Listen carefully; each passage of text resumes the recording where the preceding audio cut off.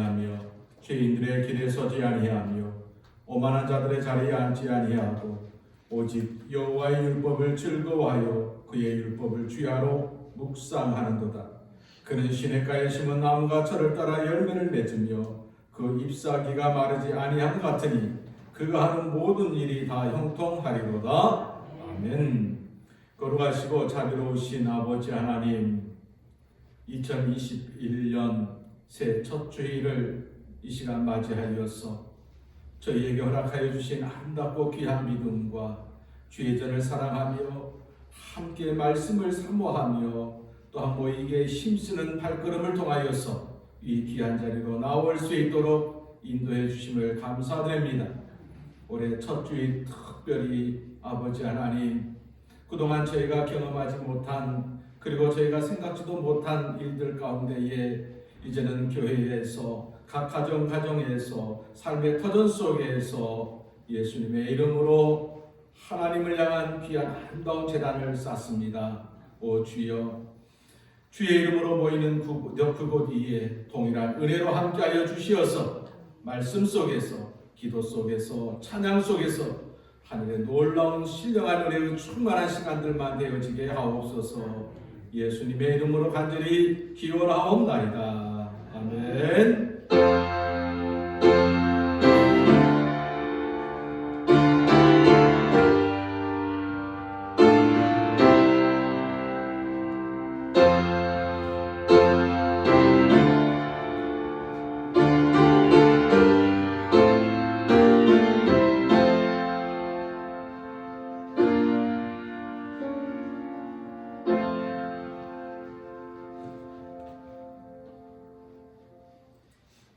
우리 찬송 9장 1절 2절 드리겠습니다. 9장 1절 2절입니다.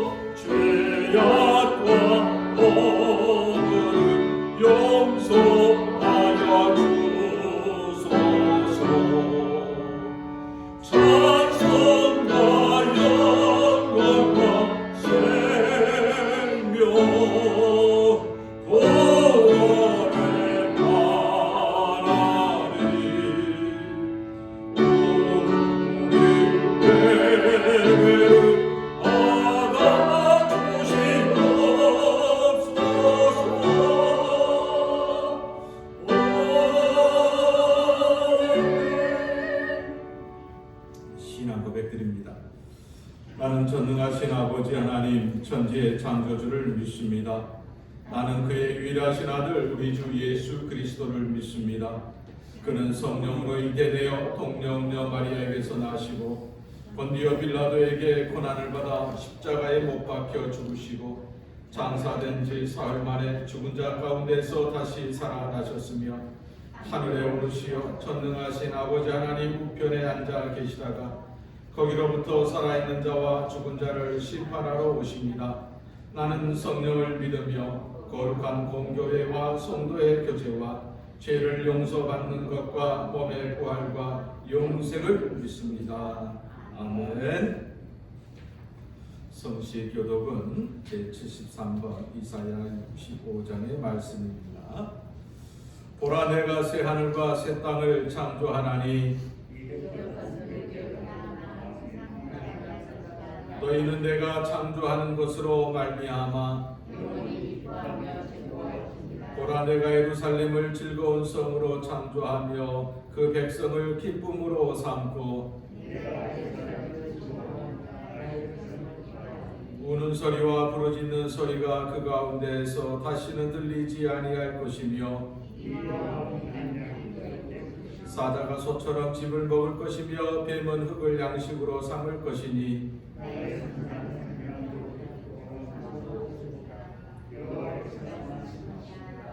아멘. 550장 찬송드립니다.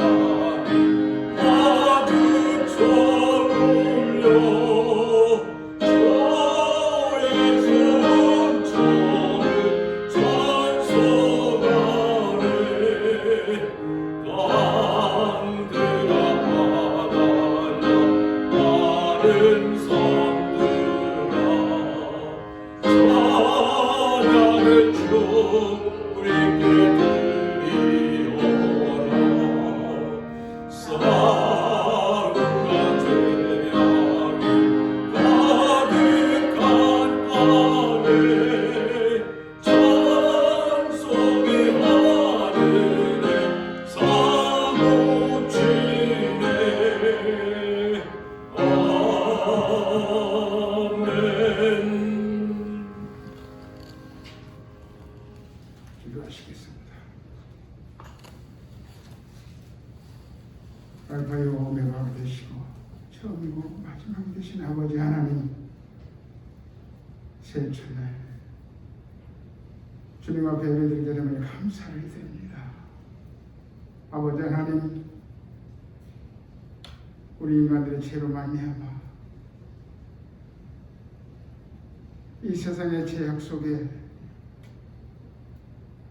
코로나19가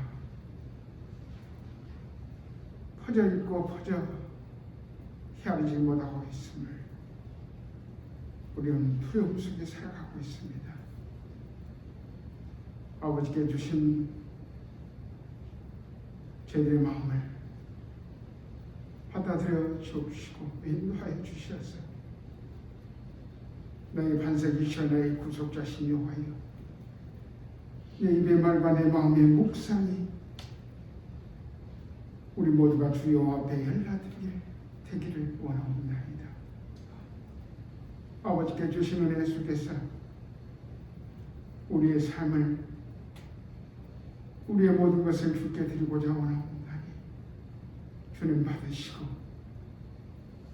이 두려움 속에 두려움 속에 살아가고 있는 저희의 삶을 붙들어 주셔서 내게 두려움 말라 하신 주님을 불러봅니다. 주님의 고귀하신 말씀 속에 항상 기뻐하라 범사에 감사하라 쉬지 말고 기도하라는 주님의 향하신 말씀 안에 우리를 다시 서게 하여 주시고 인도하여 주셔서 이 험난한 상황 속에서도 다시금 찬양하며 예배하는 마음을 가져자 기쁨으로 살아갈 수 있는 제대의 삶이 되어질 수 있도록 주님 도와주옵소서. 늘 감사하며 상교하는 삶이 되게 하여 주시고 이 어려움과 극복한 상황이 있을지라도 여호와는 나의 목자시니 내가 부족하며 평안한 우리의 고백이 있게 하여 주시고 믿음으로 성장하는 제대의 삶이 되게 도와주셔서 항상 주와 함께 동행하는 삶, 내 마음속에 주님을 모시고 살아갈 수 있도록 주님 도와주시옵소서. 아버지께 주신 은혜 속에서 지금까지 오게 하신 또한 감사를 드립니다. 아버지여 인도해 주시고 우리 교회가 이 깊은 역사 속에 가고 있지만 제일 많은 피해를 보고 있는 것이 교회 아닐까 생각합니다. 주님 다시금 모이게 하여 다시금 예배에 참석하게 하여 정상화로 돌아갈 수 있도록 인도해 주시고 도와주셔서 성령의 불길이 다시금 타오를 수 있도록 도와주옵소서. 아버지 하나님, 사랑하는 목사님 말씀을 듣기를 원합니다.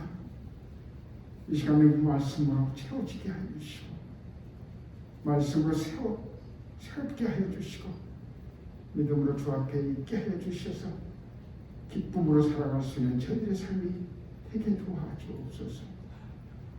이 무익한 중 부족한 죄인은 기도할 때마다 우리 주 예수 나사렛 예수 그리스도의 이름으로 감사하며 기도드리옵나이다.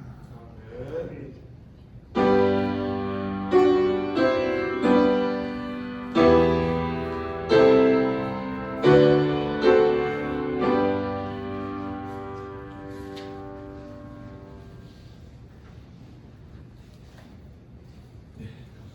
오늘 말씀은 창세기 28장의 말씀에서 보겠습니다. 구약성경 창세기 28장 16절에서 19절까지의 말씀입니다. 우리 한 목소리로 같이 봉독합니다. 창세기 28장 16절. 야곱이 잠이 깨어 이르되 여호와께서 과연 여기 계시거늘 내가 알지 못하였도다. 이에 두려워하여 이르되 두렵도다. 이것이요 이것은 다름 아닌 하나님의 전이요 이는 하늘의 문이로다 하고 야곱이 아침에 일찍 일어나 베개로 삼았던 돌을 가져다가 기둥으로 세우고 그 위에 기름을 붓고 그곳 이름을 베델이라 하였더라. 이 성의 이름은 누스더라. 아멘.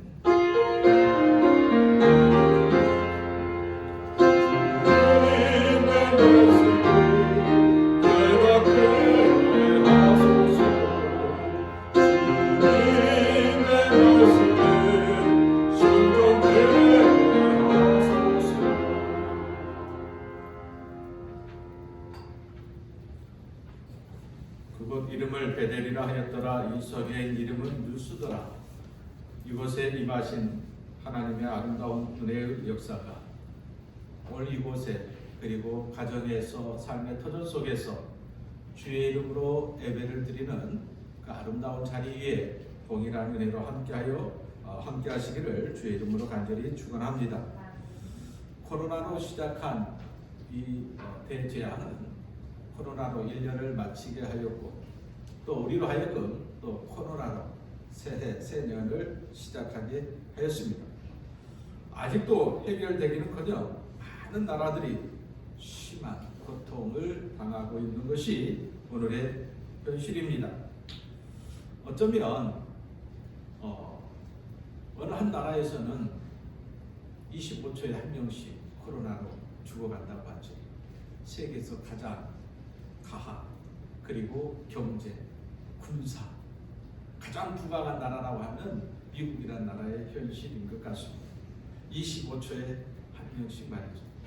그런데 어느새 이곳저곳 에서 이제 백신의 개발 속에서 희망적인 소식들이 전해오고 있습니다. 어쩌면 백신이 우리에게 만병통치약처럼 모든 문제를 해결할 수 있는 것처럼 지금 그러한 희망의 메시지로 우리에게 전해오고 있는데 또 한쪽에서는 또 그렇지 않다라는 그런 이야기들도 많이 합니다. 아무튼요,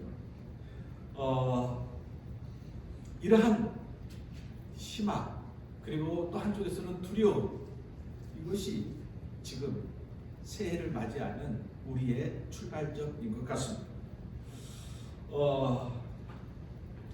많은 사람들은 이러한 때에 과연 어떤 마음으로 시작을 할까? 국민의 대다수 그리고 세계 곳곳의 대다수의 사람들은 한 60, 70%가 희망의 꿈을 안고 시작을 합니다.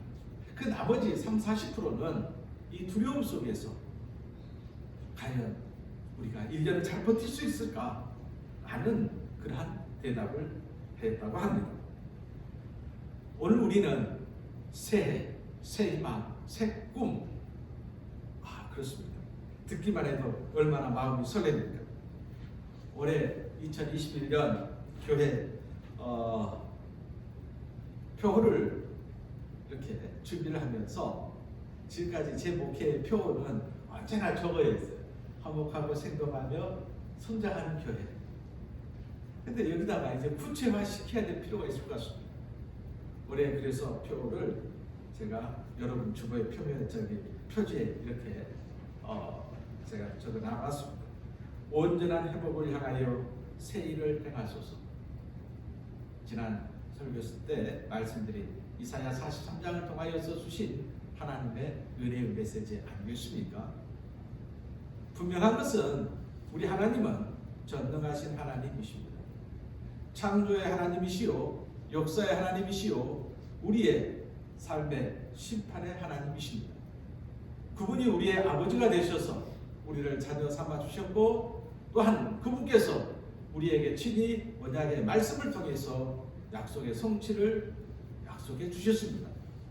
우리의 삶의 자리 속에서 이러한 분명한 신앙 고백이 있다면 하나님께서는 결코 이사야 선지자에게 말씀해 주신 것처럼 너는 내 것이라 하였던 그 존재가 바로 이 자리, 우리 모두의 자리라면 하나님은 결코 우리를 내버려 두지 아니하시고 반드시 우리를 일으켜 세워주시고 이 코로나를 통해서 우리에게 말씀하여 주시고 뜻하신 바를 반드시 올해 안에 이루어 주실 줄로 믿습니다.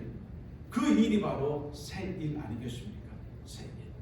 우리가 아직 보지 못하고 깨닫지 못하고 알지 못하는 그 새 일 말이죠. 오직 하나님이 이루시는 그 일, 새 일. 하나님께서는 반드시 저와 여러분을 통해서 그 새 일을 이루어 내시는 한 해가 될 줄로 믿습니다. 바로 그렇습니다. 오늘 말씀을 준비를 하면서 이제 우리는 이전에 경험하지 못한 새로운 예배를 지금 드리고 있습니다. 영상으로 준비를 하고 가정에서, 삶의 터전 속에서, 직장에서, 유튜브나 밴드나 이렇게 온라인을 통해서 예배를 드리고 있습니다. 예배를 드리는, 그리고 잠깐 보는 그 시간에도 우리는 이게 아닌데 익숙하지 않습니다. 이게 예배가 아닌 것 같습니다. 언제까지 이렇게 해야 되는지, 얼른 교회 가서 예배 모여서 예배 드리고 싶은데 말이죠. 근데 중요한 것은 성경은 분명히 말씀하고 계십니다. 오늘 하나님께서도 또 신약을 통하여서 예수님께서도 주의 이름으로 모이는 그 자리마다 바로 예배의 자리요, 그 자리가 하나님의 임재의 자리라는 사실을 우리는 분명히 알아야 할 줄로 믿습니다. 그러면서 오늘 이 코로나19가 언제까지 진행되어질지 우리는 알 길은 없지만, 그러나 분명한 것은 우리가 서 있는 곳이 하나님께 예배드리는 곳이라는 분명한 신앙 고백을 가지고 우리가 1년을 시작한다면 우리는 교회는 결코 흔들리지 아니하고 여러분의 믿음 또한 흔들리지 아니하고, 그러면서 오늘 본문을 준비를 했습니다. 아마 성경에서 야곱과 에서 이 형제의 스토리만큼 재미있는 이야기도 없을 것입니다. 이 야곱과 에서의 이야기는 우리가 신앙생활하면서부터 너무너무 많이 들었습니다. 그래서 어쩌면 야곱과 에서가 태어날 때부터 그 이야기들 있지 않습니까? 야곱과 에서가 뱃속에서부터 다퉜다 합니다. 근데 생각해 보십시오. 여러분, 뱃속에서 아이가 발차기를 합니다. 그러면 부모는 좋아합니까? 안 좋아합니까? 이 둘은 아주 심각하게 뱃속에서부터 서로 나가려고 싸움을 했다고 그래요. 그런데 부모는 좋아합니다. 왜 좋아하죠? 아이가 움직이니까 좋아한다고 그래요. 참 이야기가 참 이상하게 흘러갑니다. 그렇죠? 뱃속에서부터 두 형제가 다퉜다. 뭐 하려고? 먼저 나가려고. 왜 먼저 나가려고? 장자 큰 아들 되려고. 여러분, 이게 어떻게 보면 우리의 삶 속에서 그렇게 생각하는 경우가 없잖아요. 이게 성경의 야곱과 에서의 아주 재미있는 그런 태어날 때의 이야기. 성장하는 과정 속에서도 에서와 야곱의 모양에서부터 다르게 표현됩니다. 형 에서는 털이 많고 남자답고 아주 근육맨으로 나오지만, 에서는 여성다우며 부드러운 성격의 소유자로 이렇게 나옵니다. 그래서 형 에서는 아버지와 함께하는 시간들이 많이 있고, 동생 야곱은 어머니와 함께하는 시간들이 많이 있었다라고 이야기를 합니다. 또 우리 사람 팥죽 이야기 말이죠.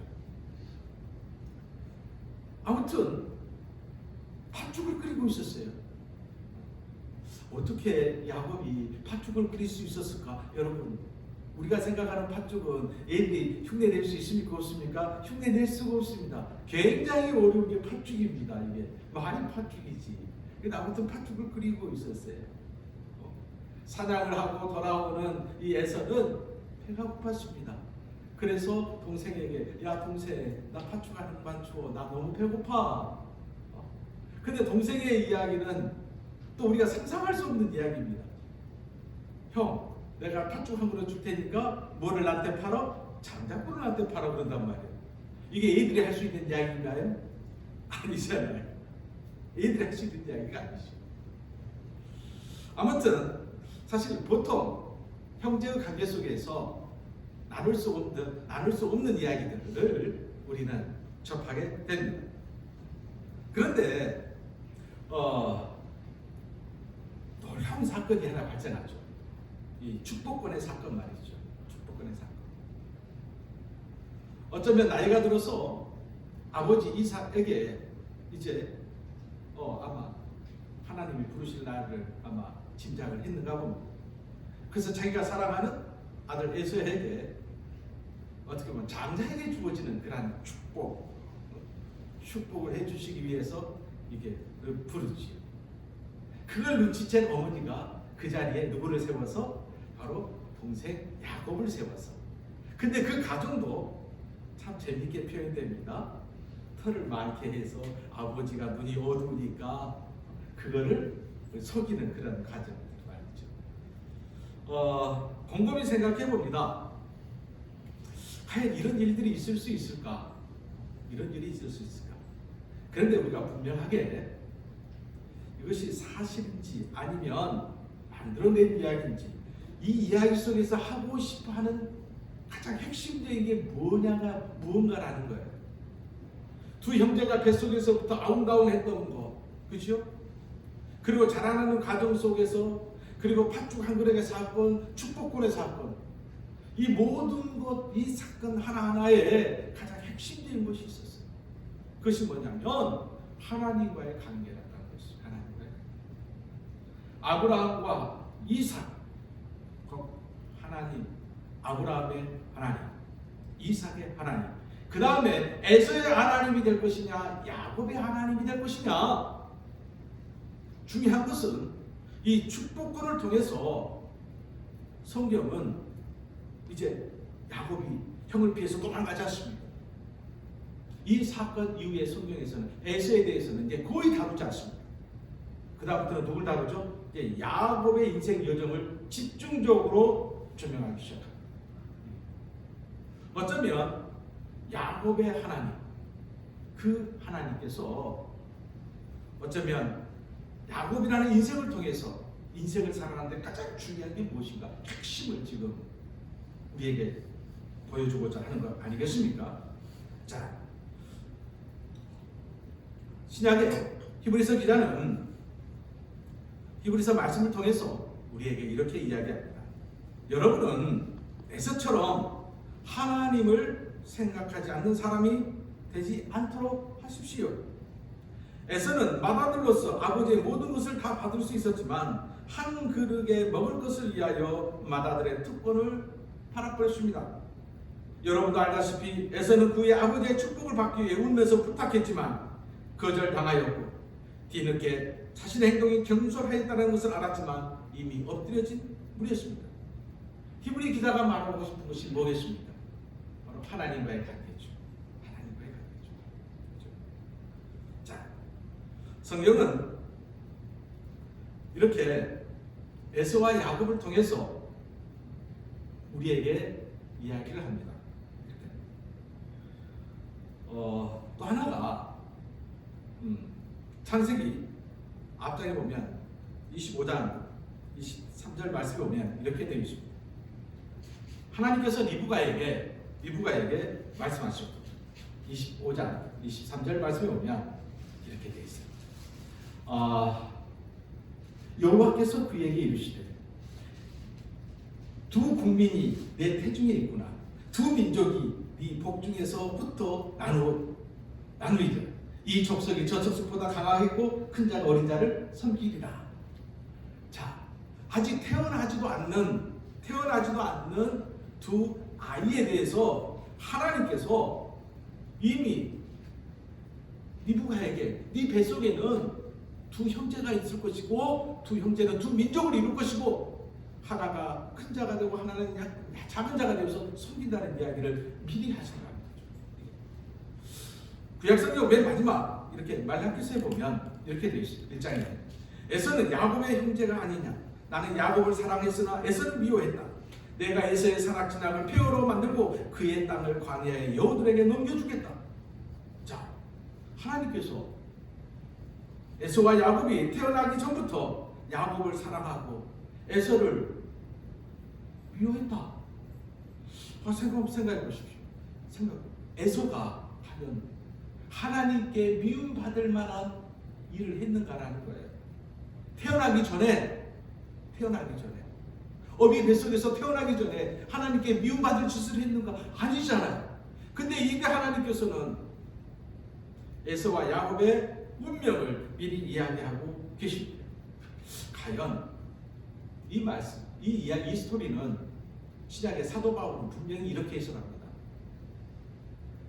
사도 바울은 야곱과 에서의 이야기를 통해서 하나님의 주권적 선택에 대해서 분명히 이야기를 합니다. 하나님께서 에서에게 무슨 잘못이 있어서 야곱을 선택하고 에서를 버린 것이 아니란 이야기지요. 하나님은 에서와 야곱 두 사람이 태어나기 전부터 이미 야곱을 선택하기로 결정하셨다는 것이죠. 중요한 것은 사람의 선택은 우리에게 있는 게 아니고 오직 하나님께 있는 이야기예요. 이 이야기를 우리는 분명히 받아들여야 됩니다. 자, 사단은 오늘 우리에게 이렇게 이야기합니다. 유행가 가사처럼도 그렇게 되어 있어요. 내 인생은 그다음 뭐죠? 나의 것이라고 해요. 내 인생은 나의 것이라고 이야기해요. 사단은 우리 속에 끊임없이 이렇게 이야기합니다. 네 삶의 참 주인은 너야. 네가 앞길을 헤쳐나갈 때의 결정은 네가 하는 거야. 선택도 네가 하고 결정도 네가 하는 거야.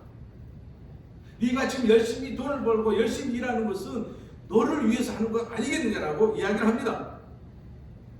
그래서 너의 선택에는 그 누구도 방해할 수 없어 라고 이야기를 합니다. 맞은 소리입니까? 틀립니까? 우리도 어렸을 때 우리 부모님들이 또 여러분은 자녀들에게 끊임없이 이야기합니다. 열심히 공부해라. 누구를 위해서? 너를 위해서. 열심히 밥 먹어라. 건강해진다. 누구를 위해서? 너를 위해서.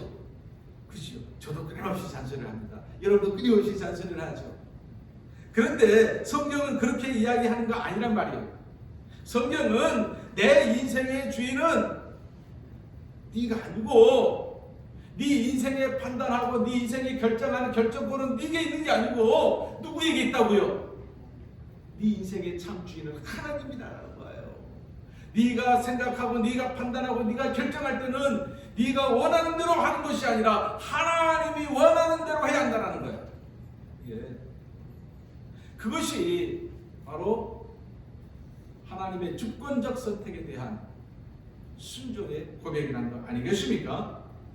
자, 오늘 읽은 창세기 28장의 말씀. 야곱이 하란으로 도망가는 중 이 루스라는 이 광야를 가게 됩니다. 어쩌면 이 광야는 사람이 살 수 없는 여건을 가지고 있지 않는 그러한 자리겠죠. 그러면서 야곱은 오늘 이야기처럼 이제 밤이 되었고 육신이 피곤하고 그래서 외투 하나 덮고 돌 하나 베개 삼아서 피곤한 육신을 이제 쉬게 만듭니다. 한참 잠을 자고 있는데 이게 꿈인지 환상인지 그 모르는 비몽사몽간이겠죠.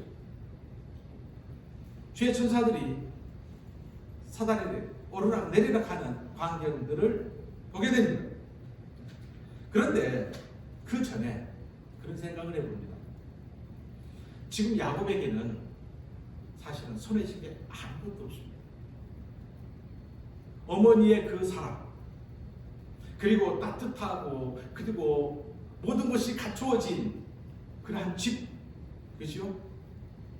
지금 광야 속에 돌 베개를 베금에서 웅크리고 자고 있는 야곱의 스스로가 이렇게 생각할 수 있잖아요. 어떻게 이렇게 됐지? 내가 왜 이렇게 되었지? 지금 내가 있어야 할 곳은 지금 어딘데?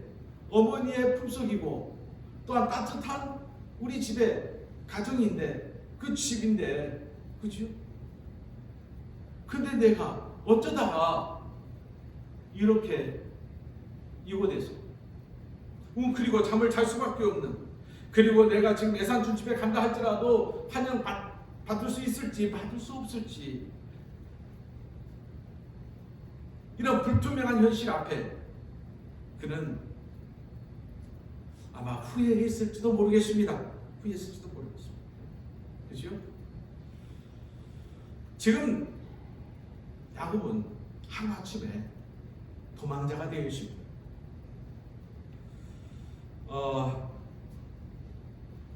2020년 시작되었을 때만 해도 사실 우리는 희망으로 시작했습니다. 코로나로 2020년을 마무리 한다라는 것, 누구 하나 예측, 상상하는 사람들이 없었습니다. 여러분들은 우리의 몸에 배어있는 것이 있습니다. 주일이 되면 남편과 또 식구들과 그리고 부랴부랴 준비해서 오직 주일은 교회에서, 그렇죠? 그런데 지금 어떻습니까? 많은 사람들이 교회에 가는 대신에 온라인으로 또는 컴퓨터, TV 앞에서 예배를 드리고 있습니다. 드리면서 이런 생각들을 많이 하지 않습니까? 정말 이렇게 해도 되는 것인지, 예배를 안 드린 것 같고, 그렇죠? 이렇게 예배 드린 것은 예배를 안 드린 것 같고, 예배를 안 드린 것 같다는 이야기는 하나님이 받지 않으신 예배인 것 같고, 그러다 보니까 우리는 지금까지 한 주일, 주의 주일, 예배를 통해서 은혜를 받고 그 은혜 속에서 일주일을 버티는데, 그렇지 못하니까 모든 일상생활 속에서 무기력해지는 거죠. 그러다 보니 이게 습관이 되다 보니까 이제 한 달, 두 달, 세 달 해보니까 예배를 안 드려도 될 것 같고, 그렇죠? 교회 안 가도 될 것 같고, 어쩌면 지금 우리의 영적인 자리가 지금 어쩌면 이 루스라는 광야 속에 야곱의 자리가 아닌가, 그런 생각을 해봅니다. 분명한 것은 오늘 말씀의 13절로 14절 말씀에 보면 이렇게 되어 있습니다. 여호와께서 그 위에 서서 이렇게 말합니다.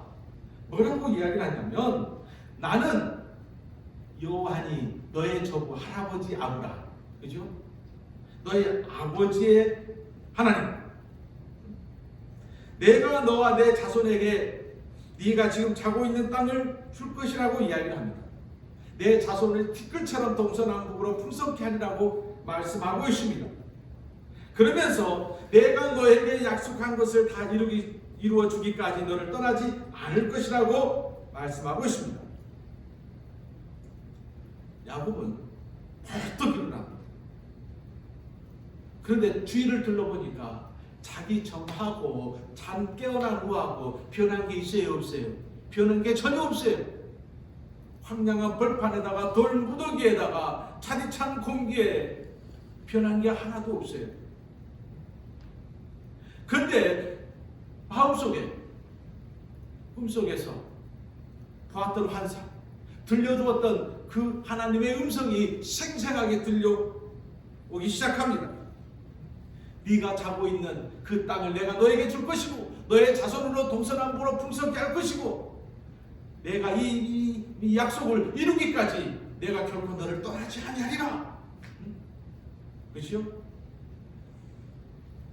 그러면서 야곱은 그 자리에서 무릎을 꿇습니다. 상황과 조건은 아무런 변함이 없지만 그럼에도 불구하고 이곳에 하나님이 계시구나, 하나님께서 나와 함께 계시는구나, 그러면서 베개로 베던 그 돌을 가져다가 거기에 기름을 붓고 이곳 베델이라 하나님의 집이라 이렇게 예배를 드리게 됩니다. 그 당시에는 여러분 성전이 있었어요, 없었어요? 없었습니다. 아브라함의 특징 중에 하나가 예배였지요. 그 전에 성전이 없었다니까요. 그럼 어떻게 예배를 드렸어요?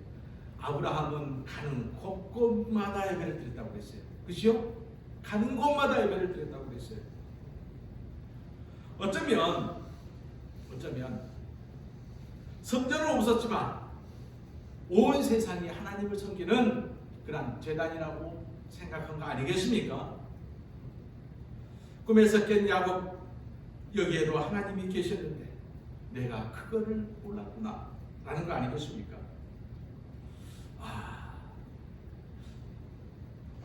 왜 하나님은 야곱을 도망자로 만드셨을까? 어머니 품 따뜻한 가정이 아니라 왜 도망자로 만드셨을까? 이런 생각을 해봅니다. 가는 곳곳마다 할아버지 아브라함이, 아버지 이삭이 제단을 쌓은 것처럼 네가 가는 곳곳마다 하나님이 계실 것이고 그곳마다 제단을 쌓기 위하여 바로 야곱을 도망자로 만드신 것이 아니겠느냐, 이런 생각을 해봤습니다. 그러고 보니까 여러분, 우리가 교회에서 또 우리가 가는 가정, 삶의 자리마다 주의 이름으로 모이는 그 자리마다 동일한 하나님께서 함께 알고 계실 것이고 바로 그것이 예배 초소로 우리로 하여금 만들라고 오늘 하나님은 우리에게 말씀하고 계시고 있는 건 아닌가 생각해 봅니다. 교회에서 예배를 드립니다. 늘 저는 그렇게 이야기를 합니다. 여러분, 교회에서 한 자리에 모여서 예배를 드립니다. 시작이죠. 예배의 시작이죠. 나가면 예배 축도로 끝나는 게 아니에요. 우리가 늘 가슴속에 새겨야 될 말씀이 있어요. 성전에서 드리는 예배 바로 시작이요. 예배의 완성은 어디에서 완성이 된다고요? 내 삶의 자리 속에서 완성이 된다는 거예요. 내 삶의 자리 속에서. 어쩌면 이렇게 생각하는 이런 신앙 고백은 우리의 삶의 현장 하나님이 없는 것이 없습니다. 그죠? 안 계신 것이 없습니다. 그러기에 우리는 내 삶의 자리 속에서 철저하게 예배를 통해서 하나님의 임재를 우리는 또한 경험해야 할 것 같습니다.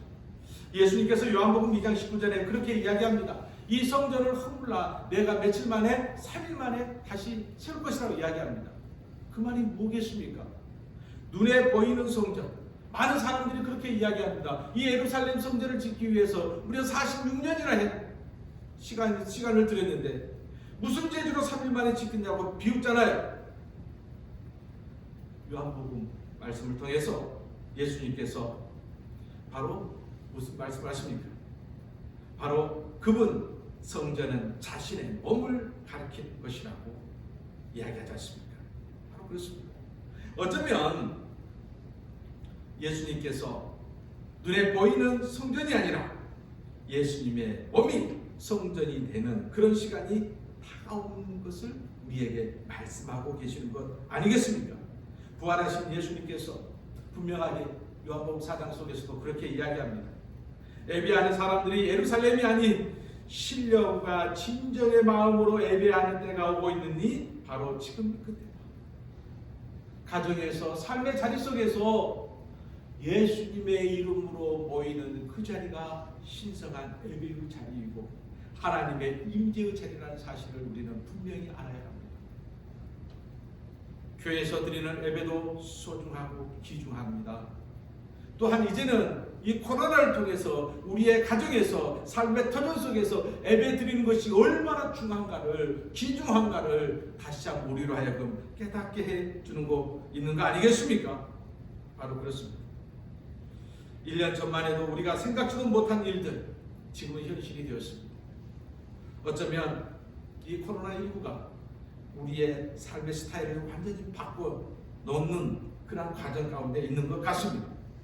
분명한 것은 하나님은 어느 한 곳에 계시는 것을 기뻐하지 아니하고 그 백성들과 함께 그 자녀들과 함께 예수의 이름으로 모이는 그 자리마다 동일한 은혜와 동일한 기쁨으로 함께하고 있다는 사실을 우리는 분명히 알아야 할 줄로 믿습니다. 새롭게 시작하는 신년 바로 그렇습니다. 교회도 온전한 회복, 가정도 삶의 터전도 온전한 회복. 그 회복은 어떻게 이루어진다고요? 바로 신령과 진정으로 드려지는 하나님께 드리는 예배를 통해서 이루어짐을 분명히 아시고 영상을 통해서 예배드리는 그 자리마다 오늘 말씀해 주시는 은혜로 온전한 회복의 분명한 새 일의 역사가 이루어질 줄로 믿습니다. 기도드리겠습니다.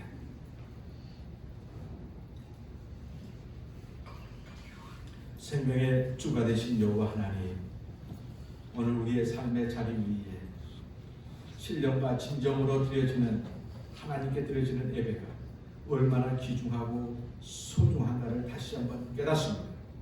교회에서, 가정에서, 삶의 터전 속에서 이제는 신령과 진정으로 하나님을 찾고 하나님을 향한 아름다운 무릎꿇음이 있고 하나님의 능력에 의지하는 그러한 아름다운 수원기도가 있음을 통하여서 온전한 회복, 새 일의 역사가 이루어질 수 있도록 은혜 내려 주시옵소서. 예수님의 이름으로 기도드립니다. 아멘.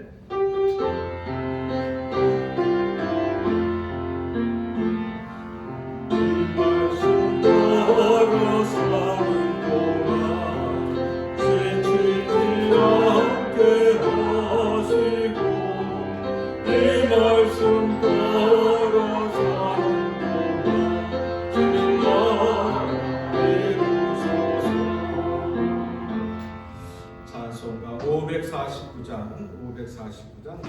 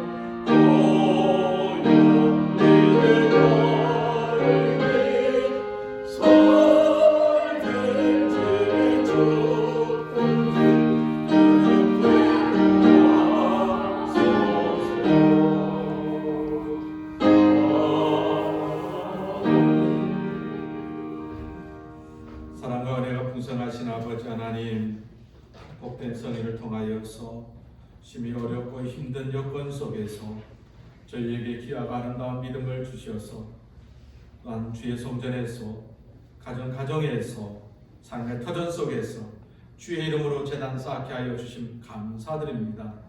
이 시간 귀한 예물을 통하여 주님께 영광을 돌립니다. 모든 만물의 참 주인이 여호와이심을 고백하며 10의 1조로 복음의 지경이 넓혀지기를 소원하며 성교의 예물로 보험사의 감사의 예물로 주정 주일헌금으로 주님께 영광을 돌립니다. 아름다운 예물 귀한 믿음 고백 위에 하늘뜻 이루어지는 아름다운 역사 있게 하옵소서. 예수님의 이름으로 감사 기도하오며 축복하옵나이다. 아멘. 평화 인사 나눕니다. 한 주간도 행복하시고 멋진 날 되시길 바랍니다. 2021년 새해를 이렇게 온라인 예배, 비대면 예배로 시작을 합니다. 분명한 것은 하나님께서 우리에게 새 일을 위한 과정이라고 믿습니다. 그러기에 가정에서 삶의 터전 속에서 오늘 우리를 향한 하나님의 새 일을 꿈꿀 수 있는 귀한 날들이 되어지기를 바랍니다. 이제 오늘까지 해서 이렇게 비대면 예배로 이렇게 공부가 됐는데 또 서울 경기도 지역은 아직 아니라고 그러죠? 연장이 됐죠? 강도는 연장 안 됐죠? 네, 연장 안 됐죠? 네? 강도는 연장 공고를 제가 못 봤어요. 아니면 아주 예민할 겁니다. 아무튼 다음 주에 비대면 예배가 아니면 공동에 준비할 수 있도록 하겠습니다. 그리고 내일 성경 교회 달력 이렇게 가져가시고요. 그리고 못 가져가신 분들은 또 제가 또 나눌 수 있도록 하겠습니다. 예, 우리 찬송가 복음성가 8장 드리겠습니다.